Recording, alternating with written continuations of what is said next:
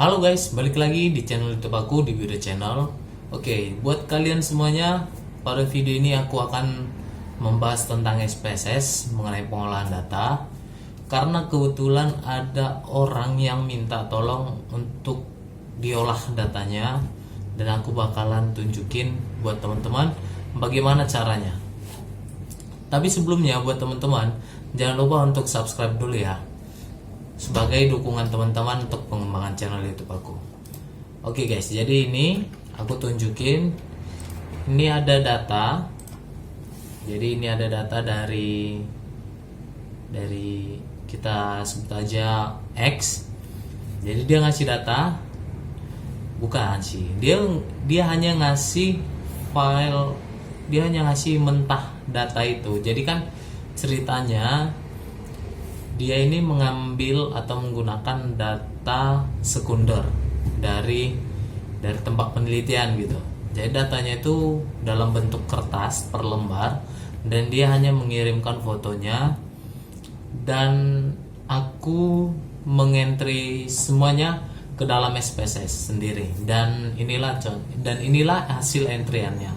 Nah, buat teman-teman, sebelum melanjutkan, baiknya teman-teman ketika ingin melakukannya, ya paling nggak teman-teman sudah mengentry data teman-teman ke dalam SPSS, data-data yang dasarnya gitu, mulai dari nama, umur, pendidikan, pekerjaan. Baru ada, kalau misalnya ada pertanyaan dari setiap kuesioner, itu bisa teman-teman entry terlebih dahulu. Tapi itu untuk data setiap kuesioner kita tidak menggunakan, karena pada video ini kita menggunakan data sekunder. Jadi kita hanya mengambil informasi dari data yang sudah ada. Oke, jadi ini dia. Jadi ini merupakan data yang saya input. Kalau tidak salah judul yang diberikan itu tadi itu faktor-faktor yang berhubungan dengan kejadian BBLR gitu guys. Jadi faktor-faktor yang berhubungan dengan kejadian BBLR, dan di sini yang dilihat faktornya itu adalah yang pertama itu umur. Jadi kita akan melihat faktor umur ini apakah ada kejadiannya dengan BBLR. Lalu ini JK ini jarak kehamilan. Jarak kehamilan maksudnya itu hamil yang terakhir dengan kelahiran anak sebelumnya gitu. Itu dia guys. Lalu lila, lingkar lengan atas ibu, ini juga bisa menjadi variabel penelitian apakah ada hubungannya atau tidak. Jadi buat teman-teman, kalau misalnya teman-teman ada yang sesuai dengan contoh saya ini, itu mungkin rezeki anak soleh gitu, karena langsung ada dipraktekkan. Oke, langsung aja ya. Jadi untuk yang pertama ini, sebelum kita melakukan olahan data, kita terlebih dahulu harus membuat kategori dari per variabel yang akan diteliti. Kategori per variabel yang akan diteliti. Oke, dan untuk pengkategoriannya itu bisa teman-teman lihat di bab 3 teman-teman, pada tabel definisi operasional. Di situ nanti pada bagian tabel yang paling pinggir, paling ujung, kalau saya tidak salah itu ada pengelompokan per variabelnya.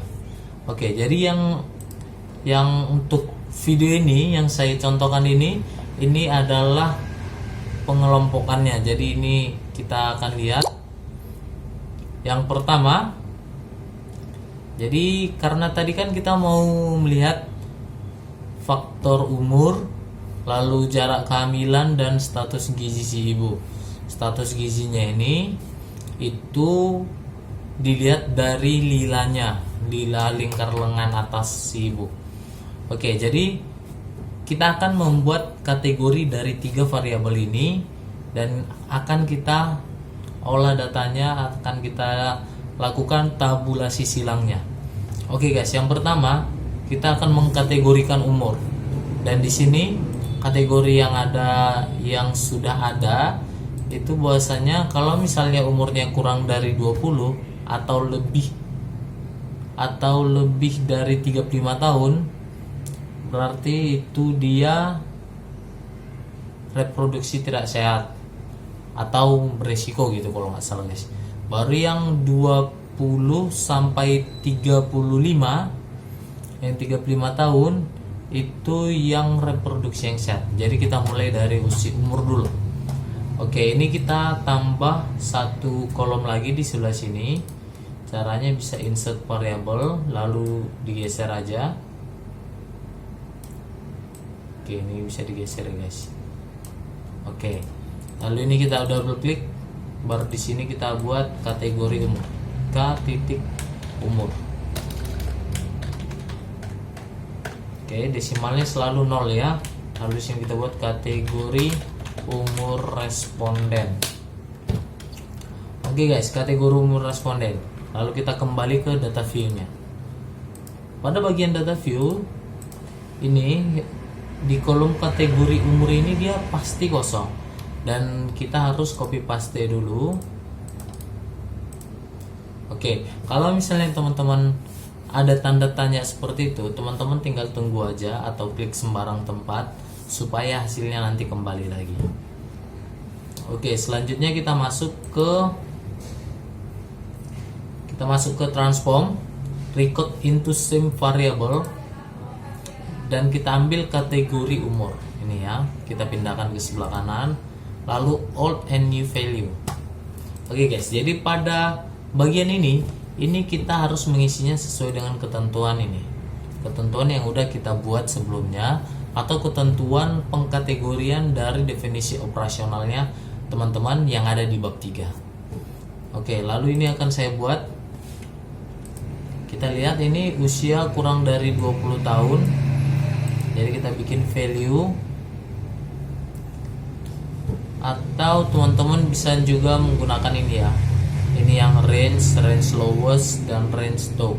Jadi supaya nggak bingung, kita pakai yang range lowest, lalu kita bikin 20. Oke, kurang dari 20 tahun, kita kasih value-nya 1.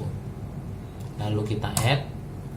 Lalu selanjutnya yang kategori selanjutnya itu yang 20 sampai 35 tahun. 20 sampai 35 tahun. Oke ya. Kalau misalnya teman-teman mau menyesuaikan juga bisa. Ini aku udah buat bahwasanya yang usia 20 dan 35 itu kategorinya 2 ya. Ini kita ganti dulu. Ini kita ganti jadi 2. Lalu change, lalu kita masuk ke range yang 20 sampai 35 tahun. Itu yang nomor 1. Oke guys. Lalu ada yang nomor 3 ya. Range value true highest, artinya lebih besar dari angka yang akan kita masukkan. Jadi di sini yang lebih besar dari 35. Lalu kita masukkan di value nomor 2. Tidak bisa, berarti kita masukkan di nomor 3 saja. Oke, lalu continue. Setelah itu kita klik OK, dan sudah muncul hasilnya. Oke guys, setelah itu kita masuk ke bagian variable view. Lalu kita masuk kategori umur, dan ini bisa kita isikan value-nya. Jadi untuk yang value 1 sesuai dengan yang di kategori kita, itu saya buat yang reproduksi yang sehat. Artinya dia nanti ketika kita membuat label pada variabelnya, itu akan muncul nanti yang akan dilabelin ini. Kita langsung praktekin aja.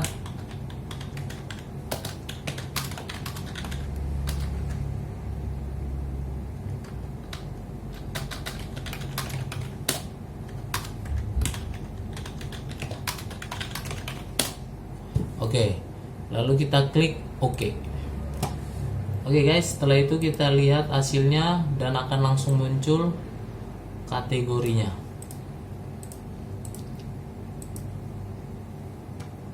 Oke, jadi ini dia semuanya tidak sehat ya.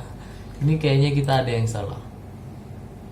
Satu, reproduksi yang sehat. Coba kita lihat label 20 sampai 35. Mungkin ini ada yang miss ya guys. Tunggu ya biar kita lihat.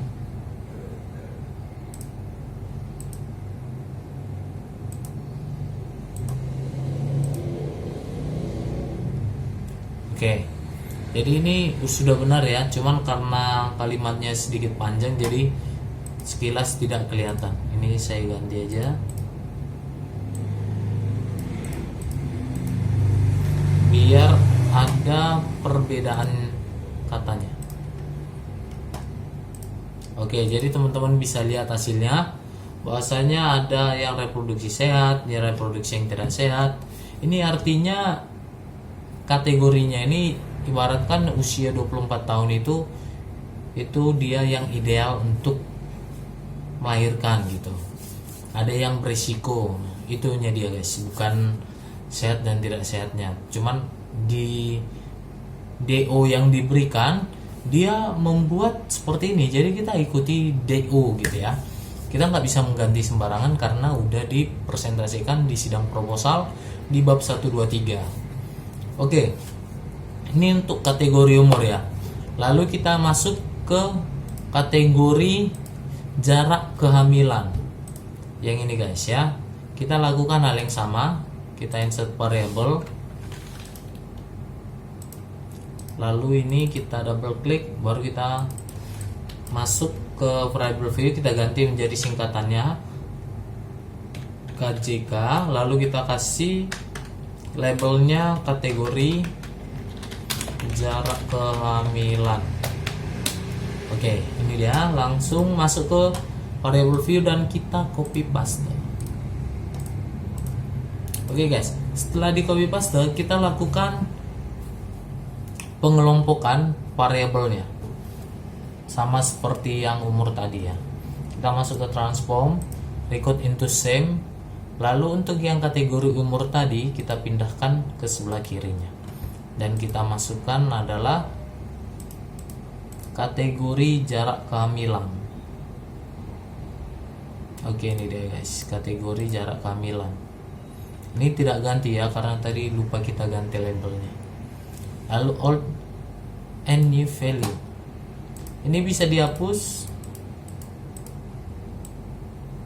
Oke, lalu kita lihat ketentuannya. Jadi buat teman-teman bisa lihat ketentuannya, bahwasanya lebih kecil dari 2 itu beresiko dan lebih besar sama dengan 2 itu tidak beresiko. Artinya ini jarak kehamilannya ini satuannya tahun ya. Jadi ini aku bikin yang value, kalau misalnya kita mulai dari nomor 1 tadi, lebih besar sama dengan 2. Oke guys, ini lebih besar sama dengan 2, artinya kita bisa pakai yang highest 2. Kita kasih label 1. Lalu untuk yang selanjutnya, kategori selanjutnya, kurang dari 2 berisiko. Kurang dari 2, lowest 2, itu kita kasih label 2. Lalu kita add dan kita continue. Lalu oke. Oke, teman-teman bisa lihat seperti yang kita tetapkan tadi di sini, bahwasanya yang angka 1 ini itu labelnya tidak beresiko. Jadi akan kita lihat, oke, angka 1 masuk ke yang beresiko dan yang jarak kehamilan 2 tahun itu yang tidak beresiko. Langsung aja kita kasih labelnya 1 tidak beresiko, 2 yang beresiko.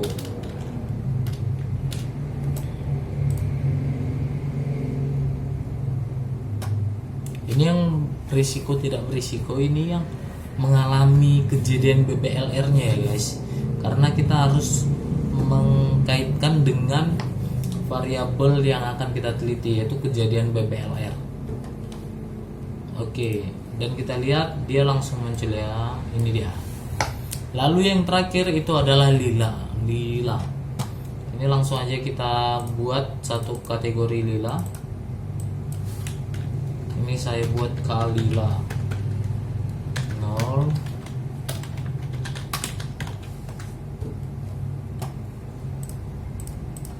Oke guys, lalu kita kelompokkan. Ini kita ambil yang kategori lila. Ini kita hapus lagi ya. Oke, setelah itu kita lihat ketentuan lilanya. Bahwasanya lebih kecil 23,5 itu gizi ini bukan gizi buruk ya, gizi kurang. Ini gizi kurang, lalu gizi baik guys. Jadi kita mulai dari yang ini ya. Jadi ini karena kita nggak pakai desimal, maka aku ambil yang bulatnya aja. Jadi aku akan buat yang gizi baik itu 24 dan gizi buruknya itu 23. Oke, jadi ini lowest 23. Salah guys. Kita mulai dari nomor 1 ya, yang baiknya. Lebih besar dari 24 itu nomor 1 dan lebih kecil dari 23 atau sama dengan 23 itu nomor 2. Oke, lalu continue dan oke. Kalau misalnya teman-teman bingung, oh iya, ini kita lupa copy paste coy. Sorry coy, terlalu semangat. Oke, lalu kita kategorikan ulang dan kita okekan saja, karena itu pasti ada pertinggalnya. Oke, ini dia hasilnya muncul. Dan dia yang lilanya 23 itu masuk ke kategori nomor 2. Nomor 2 itu adalah gizi kurang. Dan ini kita langsung masukkan ke labelnya ya. Jadi teman-teman jangan lupa untuk memberikan labelnya. Karena nanti ketika kita melakukan tabulasi silang, yang akan muncul di output itu adalah label dari pengelompokan variabel kita. Seperti itu.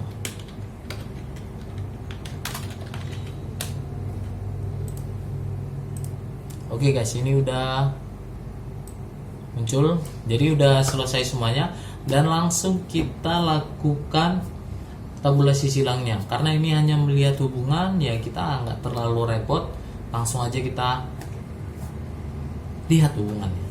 Oke, untuk melihat hubungan kita akan menggunakan rumus atau formula chi-square. Jadi buat teman-teman yang menggunakan chi-square, ini juga bisa teman-teman lakukan. Itu caranya kita masuk ke analyze, descriptive statistik, lalu kita ambil yang cross type. Oke, jadi ini adalah tabel cross type, dan yang pada bagian atas yang di row itu akan kita masukkan faktor-faktor yang akan kita teliti. Dan yang bagian kolomnya adalah itu tentang BWLR.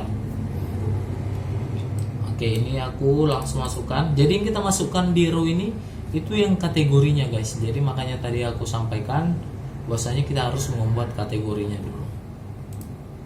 Jadi ini yang kategori semuanya. Lalu kejadian BWLR-nya kita buat di bawahnya. Oke, untuk settingannya eksak nggak usah diganti. Bagian statistik itu dicentang adalah chi-square. Oke, jadi di sini teman-teman bisa lihat juga yang mana teman-teman inginkan itu bisa juga dicentang. Tapi kalau misalnya saya hanya chi-square, ya udah chi-square aja dicentang gitu. Lalu selanjutnya pada bagian sel. Oke, jadi untuk bagian sel ini aku menganjurkan teman-teman mencentang bagian percentage untuk row, kolom, dan total. Jadi nanti ini akan muncul berapa dari setiap row dan kolomnya, itu akan muncul dari persentase dari setiap angkanya. Nanti akan kita jelaskan kalau hasilnya udah kelihatan. Oke, lalu ini format tetap dan langsung klik OK. Oke guys, ini outputnya kita perbesar. Dan ini adalah keterangannya. Oke guys, jadi yang pertama itu kita akan membaca yang kategori umur dengan kejadian BWLR. Ini teman-teman bisa lihat. Oke, dan ini sudah muncul kategorinya dan kejadian BBLR beserta persentase dari setiap angka pada kategori variabel. Oke guys, jadi ini dia udah muncul ya.